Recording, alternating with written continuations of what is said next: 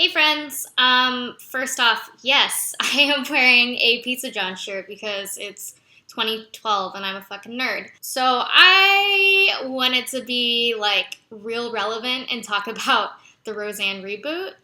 I watched it finally. Some backstory. So I grew up watching Roseanne. It was very much a big part of my childhood. I've seen every episode multiple times. It was just kind of something that was always on the TV, after a certain time in my household growing up. And it was something my whole family watched. And I still feel like part of the reason that I do have some more progressive liberal ideals probably was from watching Roseanne and consuming liberal media. I mean, obviously Roseanne is not the only reason, but it makes up the media I consume that shaped me into the person I am today. I'm in a 4-year relationship right now, and the first time I ever talked to my boyfriend was about Roseanne. So it's important to me. But if you're not aware, you probably are. Roseanne's politics in the last 20 years have gotten a little bit wild. Her Twitter is... It's almost like she's a troll or something. She's not. I believe that, the opinions she holds are her real opinions, but she just very much comes off like a Twitter troll. So she's been, a very avid Trump supporter. She's, pretty Islamophobic, has said some, awful things about Muslims. She has also tweeted incredibly transphobic things. She's referred to trans women as men and said to get out of women's spaces, basically. I can't even list all of the things that she has tweeted on Twitter that have just been horribly offensive. And she's also kind of a conspiracy theorist. So if you're not familiar with this, I would just look into it a little bit, just go down the rabbit hole of Roseanne's Twitter to kind of familiarize yourself with her current politics. And it's a shame because the original show, it came out in the 89, I think. So it was very much like a 90s show. And I think that kind of show was really important. They showed a working class family dealing with topics like abuse and drinking and did they talk about abortion? I feel like they talked about abortion. Maybe not. They covered masturbation and sexism and lots of different things. Women owning a business. So I feel like for its time period, it was progressive. But in 2018, trying to understand where a Roseanne reboot fits in. So let's get into the meat of the episodes. They released 2 episodes. I watched them both on Hulu. I think the issue here is this is a conversation that just seems like it's happening over a year too late. Because it is happening a year too late, it very much seems like it takes place directly after the election, even though I think it's supposed to be a year later or something like that.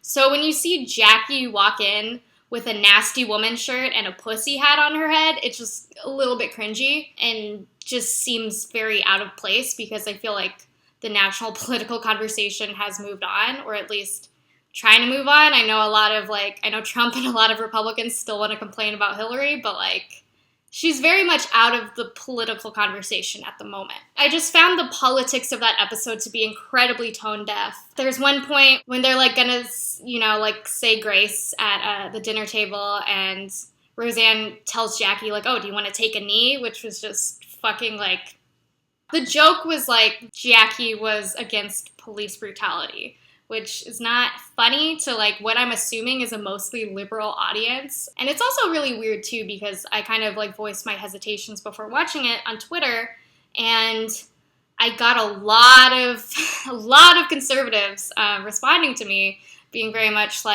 oh, that's why I respect Roseanne now because she's against this PC bullshit and blah blah blah blah blah. I'm okay, there is a difference between making a political statement and just referencing a political movement in a joking way and not really seeming to have much to say. The first episode very much focuses on working class struggles and just kind of the economic issues that the Connors are having. It's mentioned that Roseanne and Dan almost lost their house.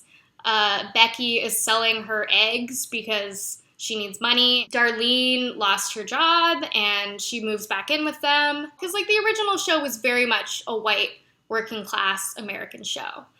So it makes sense that they would still be focusing on that. And honestly, like, even just focusing on Trump in general, it makes sense that that would be, like, what they focus on. I think it's just the way it's framed that's real gross, because Roseanne is the character who pretty much always gets to be right. Because Roseanne, the character, very much is a stand-in for Roseanne Barr's actual political opinions. So it seems like in this episode particularly, which I was kind of worried about, is that she gets the last say and she is kind of framed as being right. Also, there's just, it really touches on the interesting dynamic between Roseanne and Jackie, which in a lot of ways is abusive. Jackie in the previous series had experienced abuse by one of her partners. And in this, Jackie talks about, because they don't talk for like a year, basically.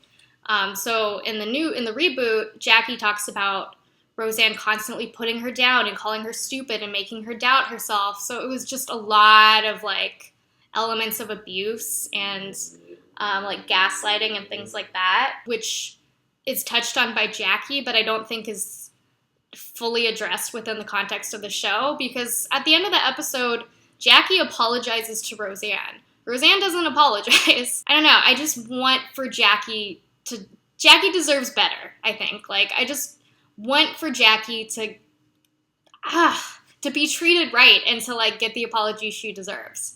I'm not sure if the show will do that. I don't know if it'll be touched on again, but by the second episode, they seem to have, like, moved on from that. So I don't know how the rest of the season is going to go, but it was very much a situation where Jackie apologizes and Roseanne gets to be right and, like, get the final say. You know, like, Roseanne wins that argument, basically. There's just something so upsetting and, like, cringeworthy about seeing Roseanne say, "Make America Great Again," as a joke, but also, like, seriously, because she did vote for him in real life and in the show. Just a lot of the political stuff was very, like, heavy-handed. I don't think it was handled well at all. It was kind of clumsily dealt with, and I'm not really sure as a viewer who I'm supposed to side with, because they very much make Jackie kind of a caricature of, like, a Hillary supporting feminist. It was just a bit much. Like, I'm not really sure who I'm supposed to relate to. I think the character I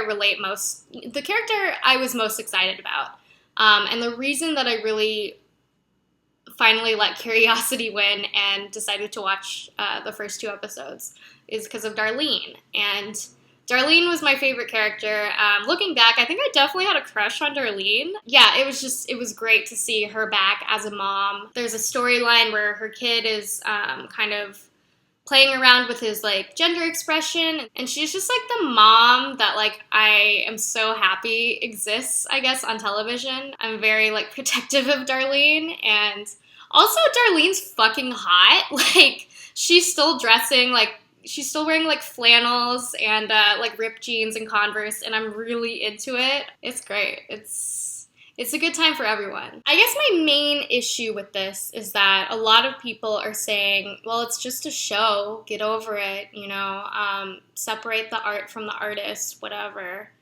But it's not just a show. It just became very real to me when I read about Trump congratulating Roseanne. You know, like, this is fucking real life, and this, like, has political implications, and a lot of the people in my mentions seem to have this idea that it is bigoted to have an issue with people who vote in a bigoted way, or vote for bigoted candidates. Like, well, it shouldn't matter what your politics are. There's just this overwhelming sentiment that politics don't matter and they don't affect people. I suppose if you are a straight, cis, white dude, politics, you might not understand the reality of how, like, I can't believe I have to explain, like, how politics affect people, but when you were supporting a president who supported, like, stripping trans and, like, LGBT people of their rights, that is when politics matter. When you have a president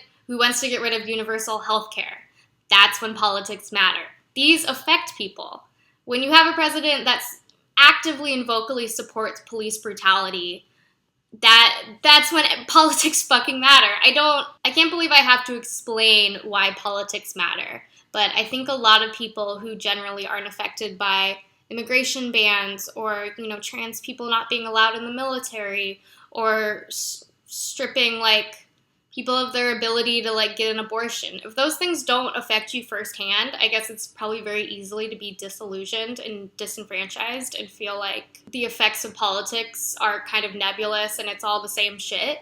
But, like, if you are a marginalized person, these matter. So if you're supporting a candidate who is working to take away rights from, like, people that you know, I don't understand how you can expect marginalized people to not be upset about it and to not feel like people are, their friends and family who are voting against their own rights are not, like, betraying them in some way.